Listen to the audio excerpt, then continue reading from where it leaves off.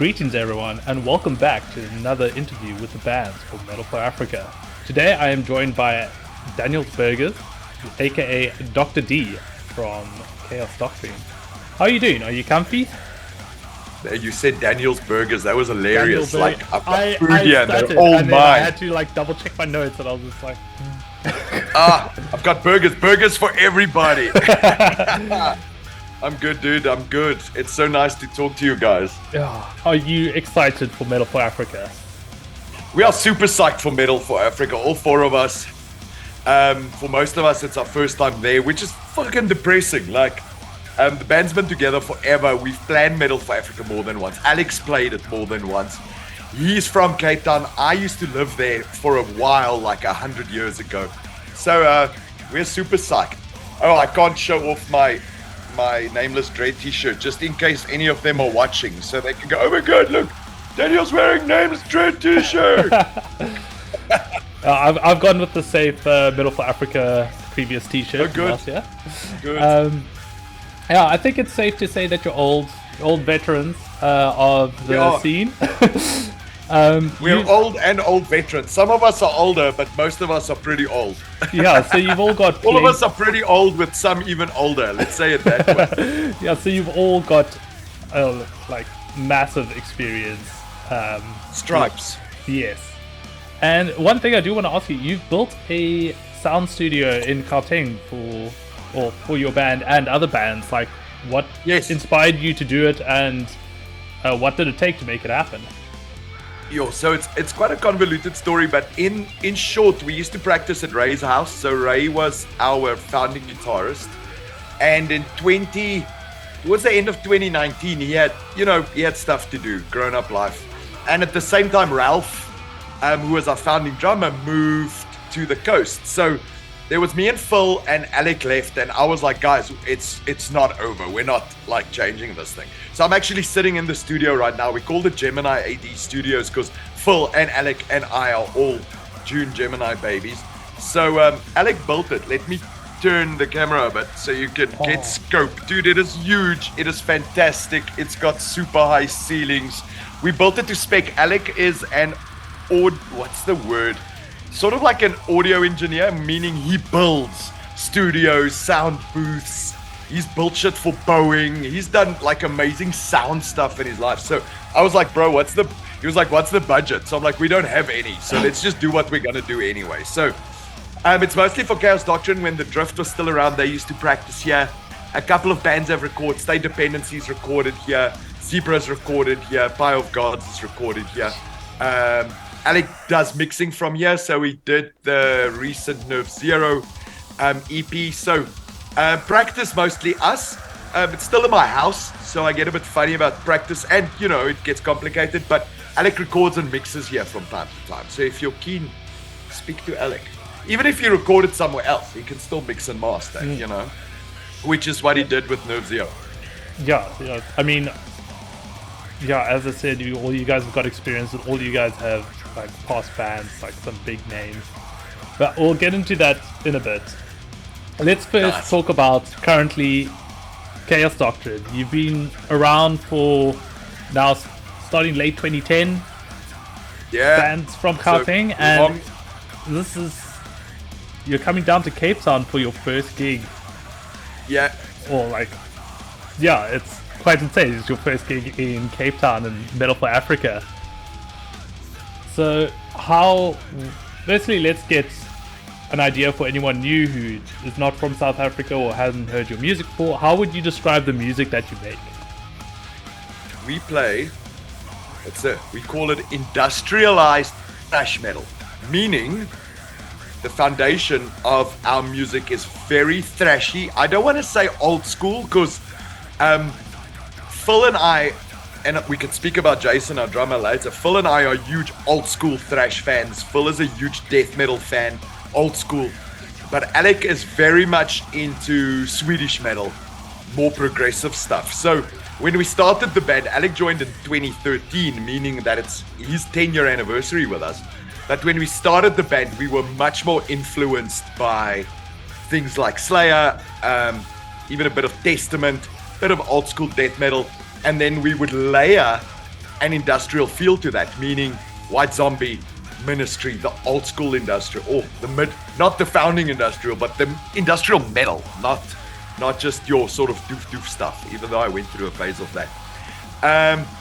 Now, why I say not old school thrash is because Alex's influence is very much on our sound. So if you listen to it like a metalhead, you'll hear it's not, and we love Slayer, but it's not like Slayer. It's not like Testament. It's not like Megadeth or Metallica. There's a different feel to it. And then, like I say, what I do most of the time is I would layer in industrial parts.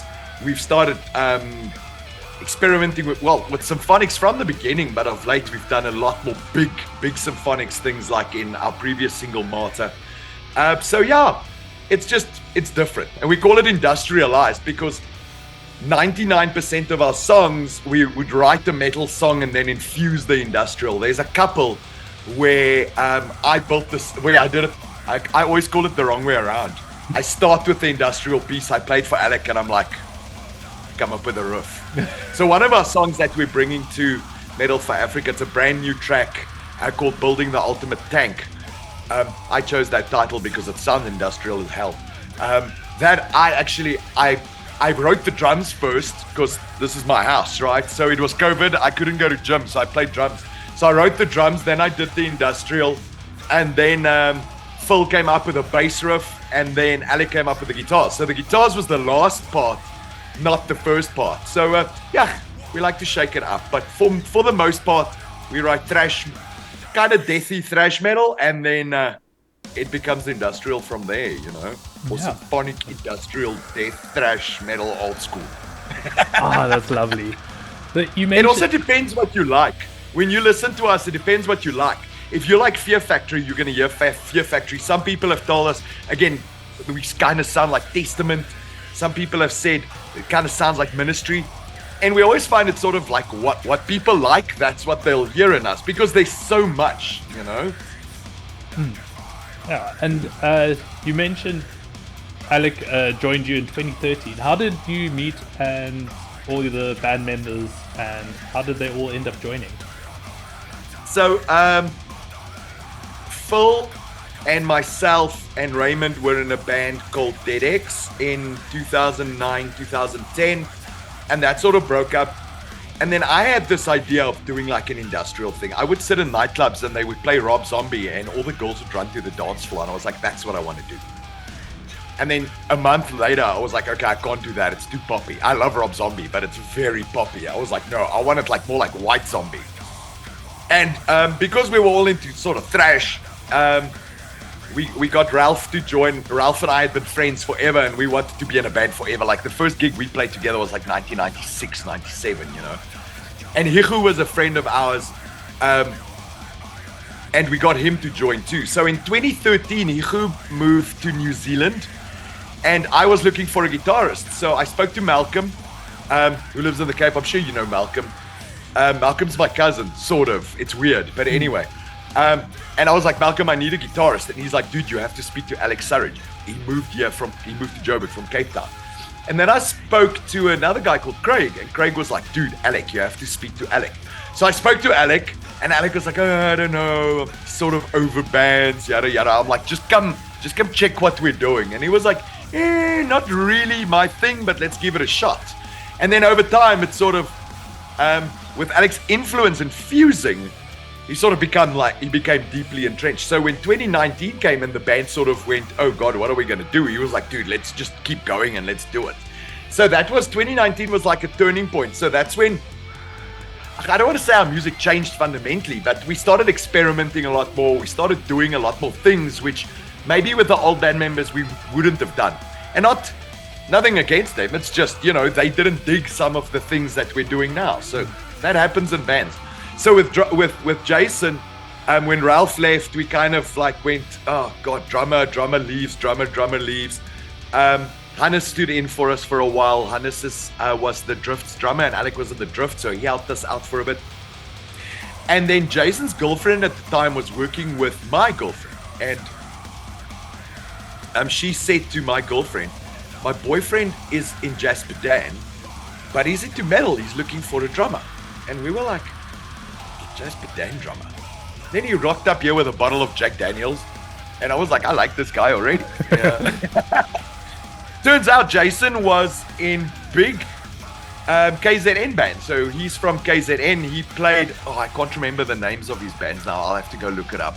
But he played in black metal bands, and he's into death metal and thrash metal. He's also an industrial EBM DJ. So he gets the sort of techno element which we put into our, I always call it techno, old school, right? He gets that too. So he was just the perfect match, and he loves American whiskey. So Jason's a great guy. He's been with us now about 18 months. He brought a whole new aggression and anger to the band. His drumming style is very aggressive. So it fuels us to just like play angrier music. Not necessarily faster, but angrier for sure. So that's how everyone joined. Nice. Yeah. Every question is a 20-minute answer, dude. Yeah, no, that is perfect. You did mention Alec was from Cape Town. He was actually... Yes. He played for Sacrifice. Sacrifice. Back, like, Warren largely in the 90s. Yeah, he was a founding, if I'm not mistaken, he was a founding member of Warren Sane. Yes. And, yeah, before moving through to that side and becoming a part of Chaos Doctrine, and you mentioned the Drift as well. So, what does Alec bring to the band apart from their guitar? I mean, you have mentioned. Well, dude, I don't think Alec, people know, unless you're a guitarist, I don't think you'll know how good Alec is. So sometimes I don't know shit about music, right? I used to play bass, but I don't understand music. I just shout into a microphone. But like, as a guitarist, Alec is like near virtuoso shit. If he didn't have a grown-up life like the rest of us, I think he could have been like a Steve Vai type. But aside from that, he's also an engineer. He, like I said, he built my studio. He does all the sort of technical elements of the band. Because Chaos Doctrine plays industrial, it takes a lot to put on a show. There's a lot of like components, so he figured all of that shit out.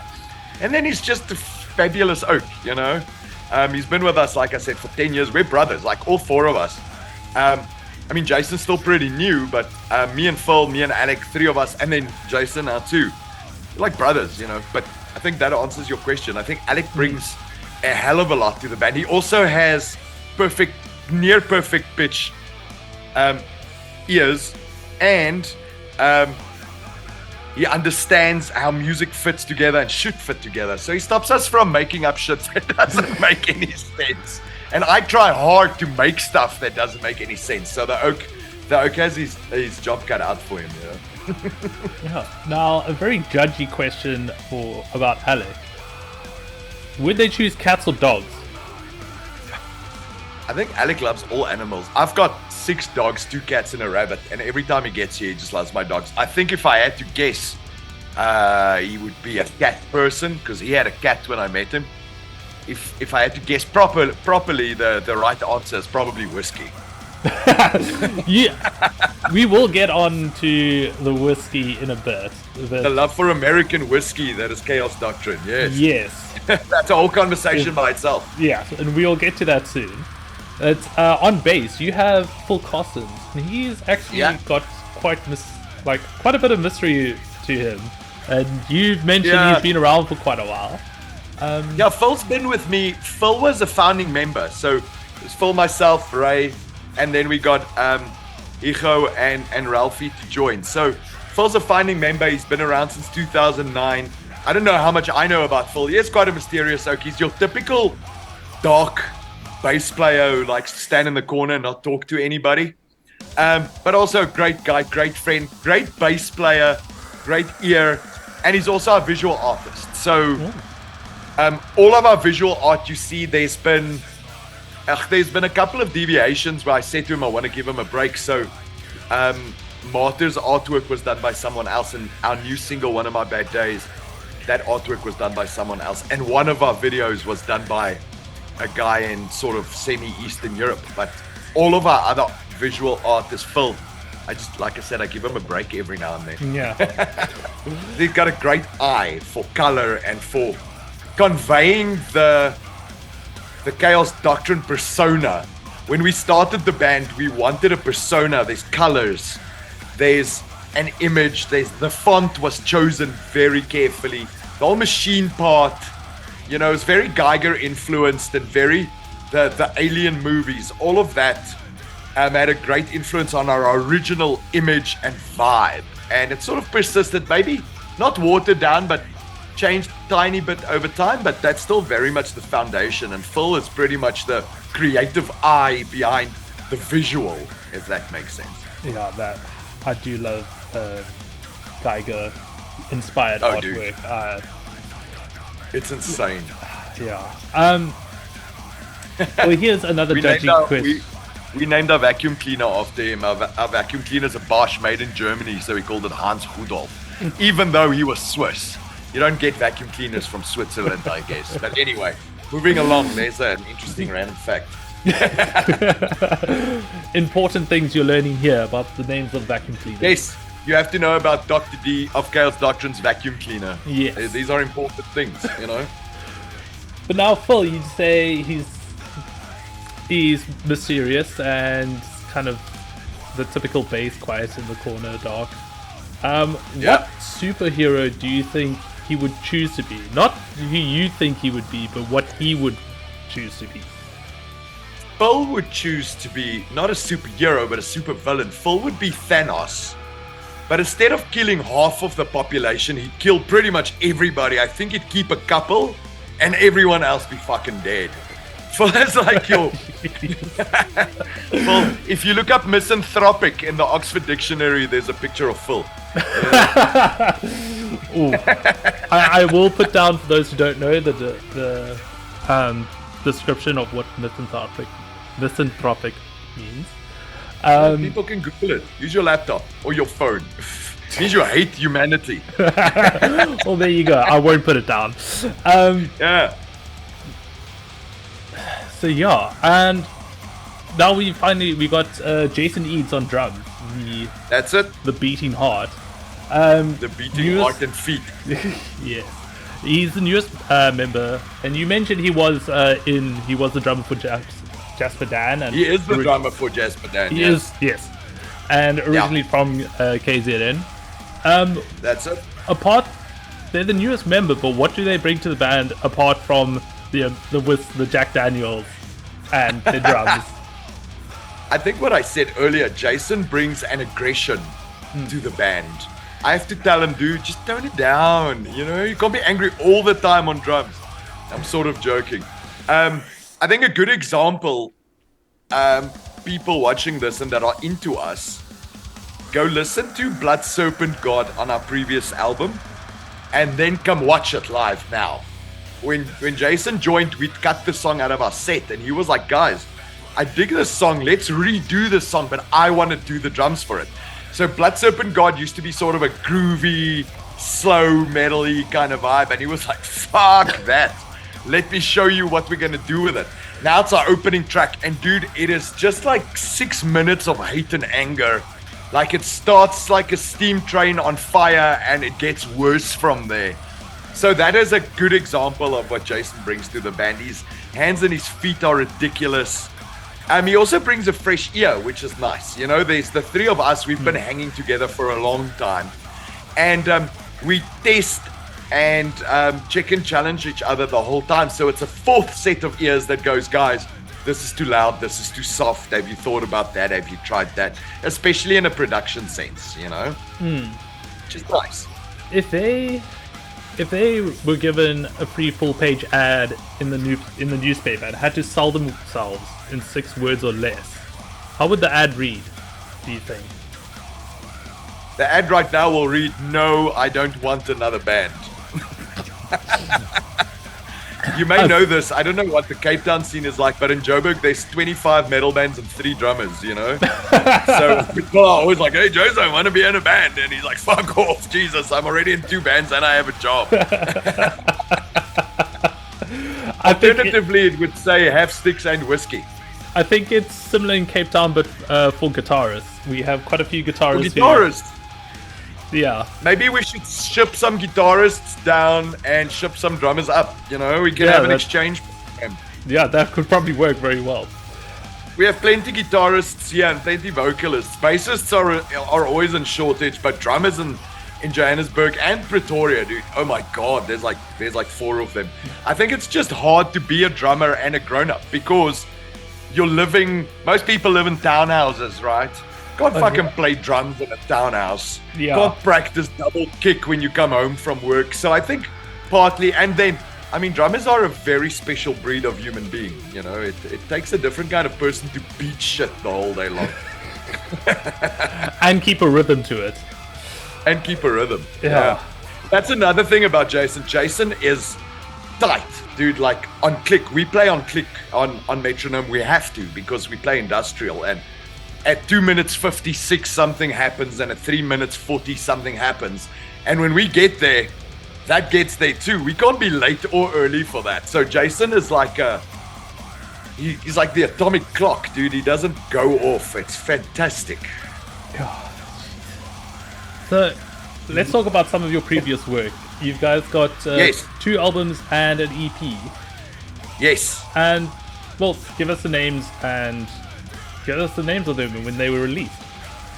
So the first album was released in 2018, if I remember correctly, June 2018. It was self-titled Chaos Doctrine. I don't know if we were too lazy to come up with a title. And it was sort of our collective works from 2010. So from when the band started and before. So we took some Dead X songs when we started Chaos Doctrine and we transformed them a little bit, made them a bit more industrial and stuff. So I think if I remember correctly, there's 9 or 10 songs on there. Some of those make their way into the set every now and then. Because most of them, in my mind at least, still, they were pretty good songs because we spent a lot of time on them, you know. One song from the FTG is in our set for Metal for Africa. I'm putting it in there specifically for Malcolm because Malcolm loves the song. So when we put the set together, I was like, FTG has to go in or I'll never hear the fucking end of it. So Malcolm, if you're watching it, just for you, cuz. So that was our first album. Shortly after that, roughly June 2019, we brought out our first EP, which is called the Chaos Chronicles Volume 1. That has a demo mix of Cult, an Afrikaans version of the Genocide number. That was just fun. That's like a different conversation to itself. We played that one live once only in Bloemfontein. It was fantastic. There's an sort of industrial techno version of FTG on, so very doof doof. And then we did a version of a track called Incubator, where we did an unmix or a demix of it. We took all of the industrial parts, stripped it out, threw it away, and did a version of it that's just death metal, you know? So, and then there's a cover of, on the album version, there's a cover of Ace of Spades, and our Chaos Doctrine has a cover of Refuse Resist on it. So those were the first, and in the beginning they lied, sort of at the last tracks that we wrote with all of the previous members. So there's 6 tracks and an intro and an outro. We like doing intros and outros on that. And a good couple of those songs make it onto the live set. So we'll play The Right, which is a very sort of bluesy, groovy kind of southern rock meets Fear Factory. Father Gregory is still in our set, which is one of the first, I think it was the first single of that album. Blood Serpent God that I mentioned earlier is in the set. And then, the set then will also consist of we're busy with our third album. So 2 tracks or 3 tracks from the new album will be on there in our set. See how I'm mixing up stories here? I'm supposed to tell you about our albums. I'm talking about the... I'm about to get onto what has your new we'll get album, into that. but So we're also busy with our third album. We're still thinking of bringing it out either late this year or early next year. That one will have, I think, 9 songs on it. We'll check it out. About 9 songs. Heavy, different, new album cover designed, album name decided, but we'll talk about that later down the line. You have a new single that's just come out. Yes. Tell us about it. Yes. So our new single's coming out the 21st of July. It's called One of My Bad Days. 3rd single from the new album. So the first was Lifting the Veil. That came out last year. That's like 200 BPM monster.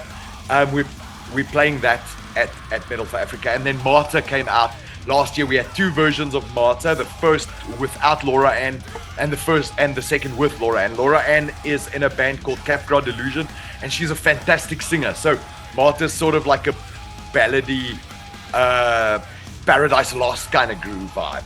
So we were like, well, we're not doing another version of Marta, so let's do something old school and heavy. So one of my bad days is Angry. It's very old school. It is groovy. It is fast. It is nasty. So that's coming out on the 21st. Check it out. We've put out snippets of it already on social media. So if you're curious what it sounds like, go check it out. Just for context for the viewers, we are recording this before it's actually been released. The single will be out already. And the link will be in the description. I'll link it so you can check it out. On social media, everywhere. Yes. And I'll also link in the previous albums so you can check out their work. Awesome, thanks, man. We're all over YouTube, so just go look for us. Yeah, I have been listening to you guys quite a bit. I've been loving it. But good. Your new album, is there anything yes. you want to add to what you've already said? No, I think I've said quite a bit about it. What's cool about the new album is that it was completely fresh. So when we brought out and in the beginning they lied that those songs were all written by our founding members, with our founding members. And the new album was me and Phil and Ray. Me and Phil and Alec. I wrote 1 or 2 or 3 tracks on there. Philly wrote a couple, so did Alec. So it's a nice mix of the band. It's a nice mix of fast and slow. It's a nice mix of old school and progressive. So I think it's going to be a great album. There's big symphonics, and there's simple old school beat you to death with a hammer fucking metal. So, you know, I'm psyched. I can't wait for it to be finished. So yeah, a lot of surprises on there. I think for people who know us, they can go, wow, this is X versus the old album, you know, when people do that. I do want to ask you, do you have hard copies of your albums that will be available at Metal for Africa? Yes, I trolled out a couple of copies, so I'll bring a couple of copies of, and in the beginning they lied, I think I have 1 copy of the first album. I've got none of the single play. I do have some albums trolling around in Pretoria somewhere on consignment. So if you are at Metal for Africa and my albums are sold out, just talk to me. I'll find you one and send it to you. Awesome. You hear that? So, Metal for Africa happening 29th of July on a Saturday. And all the details for tickets, etc. will be below in the description of the video. Apart from playing at Metal for Africa, is there anything else you are looking forward to? I know it's your first time. What? Yeah, coming to Cape Town. I haven't been down since 2018. You know, pre-COVID, when the world was a different place. So I came down for Malcolm's wedding back then, and just coming to Cape Town, seeing friends, seeing people I've met after 2018, meeting people in real life, and fucking just coming and rocking it. You know, I haven't been to Metal for Africa ever, so I'm keen to see Cape Town bands live, and I'm keen to fucking play and show people what it's like when veterans hit a stage. Old people can still kick ass. Yeah, that's a challenge. Yes, a challenge. Yeah. So now you mentioned your love for American whiskey. Is it everyone in the band?